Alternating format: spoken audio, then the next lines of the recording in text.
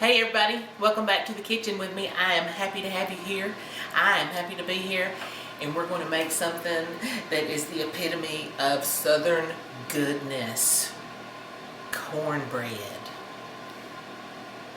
I'm excited because I love cornbread. I love cornbread muffins. I love it if you cook it in a cast iron skillet. I just like cornbread. I'm particular about my cornbread though. Do not put sugar in your cornbread. No. Brad agrees. I'm sorry if that's something that you like to do, then I understand your preference, and I'll deal with it. But there'll be no sugar in my cornbread, I guarantee you that. Here we go. I am using a mix called, well, this one happens to be Martha Wright. And it says that it is self-rising yellow cornmeal mix. That simply means that it already has the leavening agents added. So there's baking powder and there's baking soda and there's salt in here. So I don't have to worry about adding those things because they come already packaged up in this hot rice cornmeal mix. So, and it's yellow. I like yellow cornbread. I don't know, maybe that's just what I remember when I was a kid. Now you can buy this stuff in white meal, white corn. Ooh, ding dong, something's going on. But I prefer yellow, just saying. So I'm gonna start off with my cornmeal. That was 2 cups. Now I'm making a skillet of cornbread tonight, and so I think that I might need just a little bit more cornmeal. So I'm going for 1 more cup. Ooh. That was too much, but I can fix that. Okay, so we have 3 cups of cornmeal mix here. We're going to add, I'll go in with my buttermilk. You have to use buttermilk.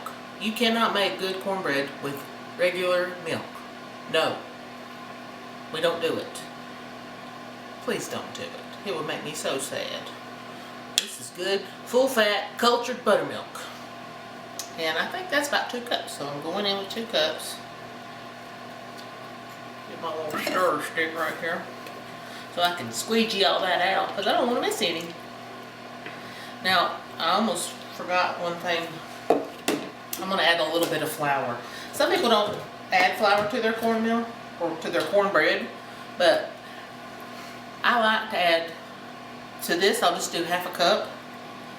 I just like the consistency that it makes the finished product have. It's just a preference.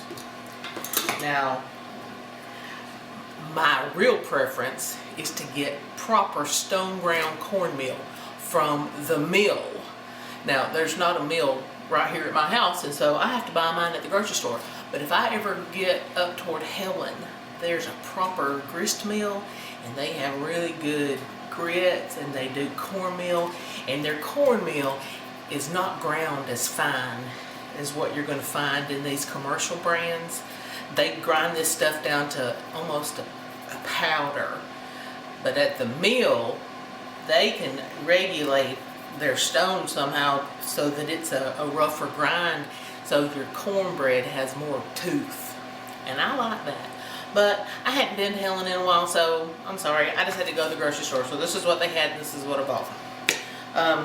We need to add some fat because just the fat and the buttermilk's not going to tide us over. So I have got this is actually 1 stick of salted butter in the pond. And this is how much is it? I can't see. Yeah, that's about a half a cup of vegetable oil. You can use canola, you can use peanut, you can use whatever you want to. Don't use olive because that would be a weird tasting cornbread. We don't want olive. I mean, we love olive oil, but not a cornbread. I like to do a little something. I put a little black pepper in my cornbread. I just think it adds just a little something. So that's about half a teaspoon. Straight in. And now I need my eggs. I'm going to add 3. Just regular egg. Right in. Boom. 2. I'm about out of these eggs. I'm going to have to get with my friend Beth and rob her chicken coop again. Because they're the best. They make me happy. Alright. So now everything is in here that we need. We're going to stir it up. I guess I could whisk it, but I'll just go with this here. There's really no method to my madness. I just jump in and go. That's part of my charm. I guess I'm clueless. Whatever. Okay, this is coming together just beautifully. I mean, I eyeballed everything about right because it's the right consistency. But I am going to whisk it just the least bit because I don't want any lumps. So I have got my trusty whisk and I'm just going at it. Give it a few turns and everything has fallen in place. It's as nice and thick a batter as you'll see. This is what we're looking for. Now, if you were going to be making muffins, you don't have to use a hot pan. You can just take your muffin tin and you can spray it with some kind of non-stick spray, and then you can spoon your batter into the muffin cups. Well, I'm making skillet cornbread because Brad likes his cornbread to have a real crunchy outside. And really, the only way to get a crunchy outside is to use a cast iron skillet and get that thing smoking hot so that when you put your oil in the pan and when the batter hits the pan, it's going to sizzle and it's going to form a crust. So I have to go to my little oven on the sidebar here to get my pan because I have something else in the big oven. So I've got my little oven heating up for my cornbread. So I'm going to walk over there and get it. I'll be right back.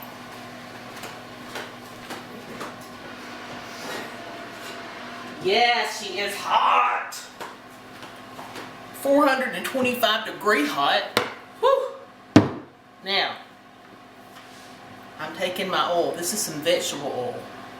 I'm just going to pour right in. And I'm going to cover the bottom of that pan pretty darn good. Then I'm going to use your pot holder and kind of give that pan a little turn like that so you're coating the sides. And then we're going to go in right now because we don't want to let it get cold. Going in the pond. Oh, it's sizzling. Can you hear it? Psst. It's a beautiful thing. Now, this is not all going to fit. And that's okay. Because you don't want to fill it till it overflows because it's going to rise. And then you'd have a mess in your oven. I'll tell you, cooking ain't nothing but a mess waiting to happen because, well, it just is. So, I am going to put this in my 425-degree oven. It's going to cook up like you're not going to believe. And Brad's going to be so happy. And when I pull it out of the oven in about 25 minutes, I will put the camera back on it so you can see my creation. I'll be back in a minute. Hey y'all. So, a few things have happened since I put that cornbread in my little convection oven on the sidebar. Apparently that little oven cooks hot. Now I realize I had it on 425, but normally if I'm cooking it in my big oven, 425 is fine for cornbread. But not in the little oven. It got brown fast. So I turned that oven off and I pulled the cornbread out at about probably 12 minutes into it. And it already, I mean, it was totally brown and I didn't want to burn it. So I stuck it in my oven here that's cooking at 375. And I let it go for another 12 minutes or so. And I think she's done. So I'm going to pull the cornbread out. Now shut up. Look at that. Seriously? That is a pan of cornbread. Anybody would be proud to eat that. Should be anyway. Holy moly. Oh, just listen.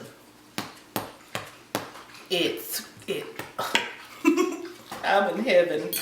Y'all, it smells so good. It's toasty, crunchy smelling, and it's still popping and crackling a little bit because it's getting a good crust on the outside still, even after I've taken it out. Now, normally I'd let it sit for a few minutes just to cool off because it's still bloody hot. But I'm going to cut it because, well, I want to. But I got to get on a plate to put it on. So let me slide over here, get this plate. Now, I'm going to come in here. I should probably flip it out of the pan. But I hate to because I love to look at this side. Oh, okay, I'll flip it out. Get me a plate. Just one of my regular plates. Now watch, this is not hard to do. It just takes a little coordination. You just fit your cornbread on a plate like that. Then you take your trusty, well, it's a pot holder, Jamie. That's what it's called, it's a pot holder. Take your pot holder, grab hold of the thing, and place your hand on top and hold down hard and just go boom. This should be like a Southern Living magazine cover shot. Oh, y'all, it smells so good. Brad's gonna love this. It is crunchy. Oh, stop. Alright, so I'm gonna let it sit here just a minute because I want to show you what I like to do. Now, growing up, my mama would make a pan of biscuits, and I have seen my daddy do this 100 times. He'll take a little butt of butter like that, and he'll take some honey, and he'll pour that honey on top of that little pat of butter. And then he'll take a fork, and he'll work it in. Now, this butter was good and soft, so it just works right in. So now we've got delightful honey butter, and while it is beautiful on a biscuit, it is equally beautiful on cornbread. I ain't lying. Of course, just plain butter's good on cornbread too.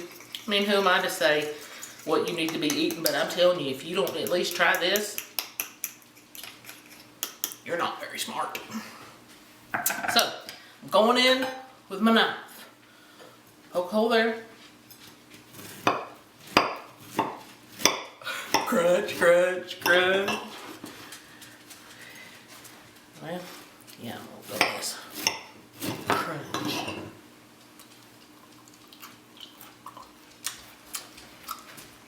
Yep. Yep. Stop. Look at that. Seriously.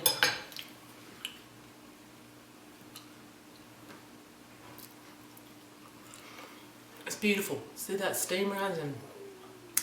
This is about as perfect a picture as you'll take today if you're focusing in on this.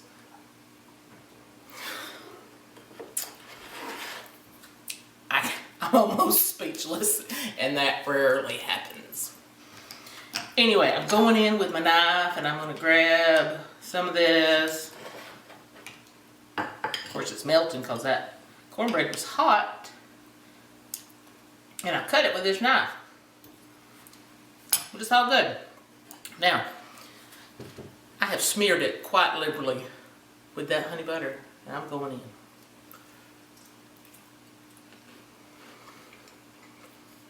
Well, game over. I can't do anything else today that will top this because this is fabulous. It really is. I mean, I hope you try to make it. Now, Brad, he was listening to me as I gave my little spiel earlier, and he said I might mention something to y'all. Now, this is just a good plain base cornbread, and it's an all-occasion cornbread. But you can jazz it up if you wanted to. If you wanted to dice up some jalapenos and pop it in the batter with a little cheddar cheese, stir that stuff up, and same method, hot pan, bake it till it's crunchy, you would have a lovely creation. I mean, seriously, cheddar jalapeno cornbread. You could put some corn in it if you wanted to. My cousin loves corn in cornbread. My granny used to put cracklings in her cornbread. Now, I have done just bacon crumbles for bread. But I remember my granny had a little old Tupperware container and it was full of cracklings. If you don't know what a crackling is, go Google it. And don't be grossed out because it's real good. Anyway, she cooked crackling cornbread. It's just a good childhood memory that I have. But this is a pretty darn good memory I'm going to have too tomorrow when I think about this. So, please subscribe to my channel. And please like my video. And please like my cornbread because everybody should. Because it's delightful. See y'all later. Bye.